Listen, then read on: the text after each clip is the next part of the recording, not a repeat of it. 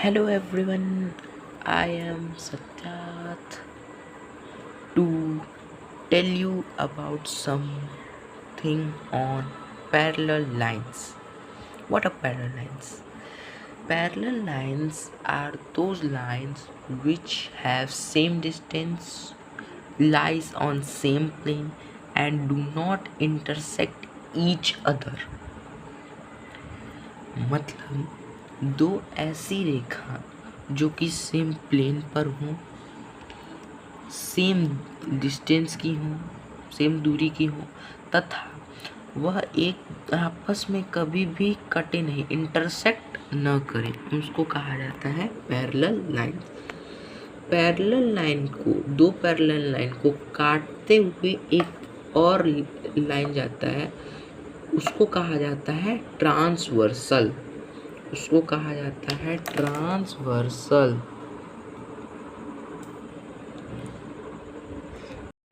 उसको कहा जाता है ट्रांसवर्सल। और ट्रांसवर्सल जो काटता है तो उसके बाद पैरेलल लाइन का कुछ प्रॉपर्टी होता है जो कि मैं अभी आप लोगों को बताने जा रहा हूँ। यहाँ पे ये जो लाइन है, लाइन M और लाइन L, ये दोनों पैरेलल लाइन, ये T उसको काटता हुआ एक ट्रांसवर्सल है। ठीक है, उसके बाद हम लोगों ने क्या किया, इस सारे जो एंगल बन रहे हैं उनको न्यूमेरिकल फिगर में यानी कि नंबर्स के तौर पर लिख दिया। अब यहाँ पे देखिए, जैसे एंगल 1 यहाँ पे जैसे लिखा हुआ एंगल 1 बराबर angle 3 equal to angle 5 equal to angle 7।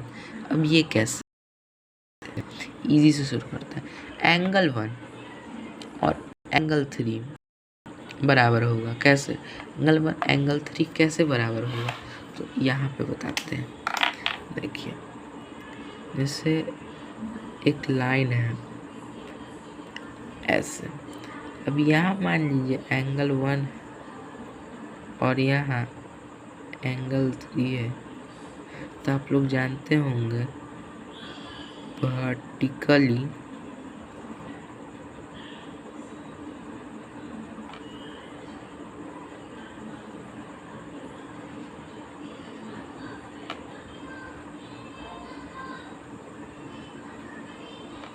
Vertically opposite angle के बारे में, जिसमें ये एंगल और ये एंगल हमेशा बराबर होता है। तो जस्ट बिकॉज ऑफ डैट हमारा एंगल 1 और एंगल 3 इक्वल हो जाएगा। यहाँ पे एंगल 1 एंगल 3 इक्वल हो गया। अब उसके बाद 3 और 5 कैसे इक्वल होगा, तो 3 और 5 अल्टरनेट है एक दूसरे का। देखिए 3 अल्टरनेट है इसके 5 के, तो ये दोनों आपस में इक्वल हो गया। ठीक, 5 और 7 वर्टिकली अपोजिट एंगल जैसा अभी यहाँ पे बताया गया, तो वर्टिकली अपोजिट एंगल के थ्रू 5 और 7 यहाँ पे बराबर हो जाएंगे। ठीक है, 3 और 5 ऐसे इक्वल हुए अल्टरनेट इंटीरियर में और 7 अल्टरनेट एक्सटीरियर में। अल्टरनेट मतलब आमने सामने, जैसे यहाँ 1 है तो यहाँ, तो ये अल्टरनेट है एक दूसरे के। अल्टरनेट का मतलब होता है वैकल्पिक, लेकिन यहाँ पे मतलब कि एक दूसरे के प्लस एक्सटीरियर में है, तो ये हो जाएगा अल्टरनेट एक्सटीरियर एंगल के through these two angles are same.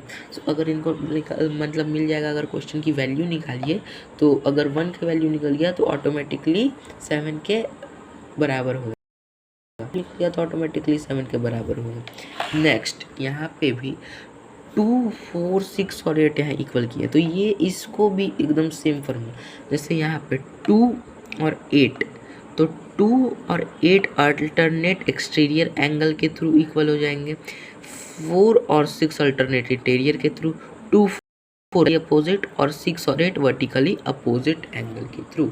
अब आपको क्वेश्चन मिल सकता है कि आपको 1 का वैल्यू दिया हुआ है और सबका वैल्यू निकालना है, मतलब 1 का दिया हुआ है और इससे आपको सबका वैल्यू निकालना है।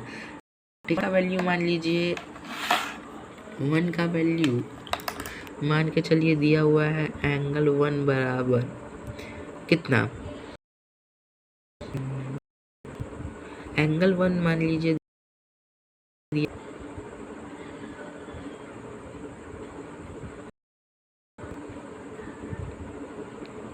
70 डिग्री। अब इसके बेसिस हम लोगों को निकाल लेना, तो इसके बेसिस पे कैसे निकलेगा ये बताते हैं। तो देखिए एंगल 1 दिया हुआ है 70 डिग्री, ठीक है, बराबर 1 और 2 का सम कितना आएगा 180। क्यों? लाइन पे लाई कर रहा है, लाइन पे लाई करेगा स्ट्रेट एंगल के थ्रू 180 डिग्री हो जाएगा, तो वो आपका 180 डिग्री 180 माइनस 70 110 आ गया 2 का वैल्यू। वर्टिकली अपोजिट एंगल के थ्रू जैसा अभी बताया गया, ये भी 4 भी हो जाएगा 110, 3 भी आपका ऑटोमेटिकली हो जाएगा 70 वर्टिकली अपोजिट के कारण आपका 70 हो जाएगा। किसके कारण? अल्टरनेट इंटीरियर के कारण, अल्टरनेट के कारण 1 के बराबर ही 7 है तो 7 हो जाएगा, अल्टरनेट एक्सटीरियर के कारण तो इसका भी 70 आ जाएगा। 4 6 के बराबर है तो 110, और 8 6 के बराबर है, 4 भी 8 के नहीं 4 6 के बराबर है तो 8 110, और ये 6 8 के बराबर वर्टिकली अपोजिट एंगल के थ्रू, तो ये 110। तो इसी के बेसिस पे, एक के बेसिस पे भी आप दूसरे पे निकाल सकते हैं। आज के लिए केवल इतना ही। Thank you, have a nice day.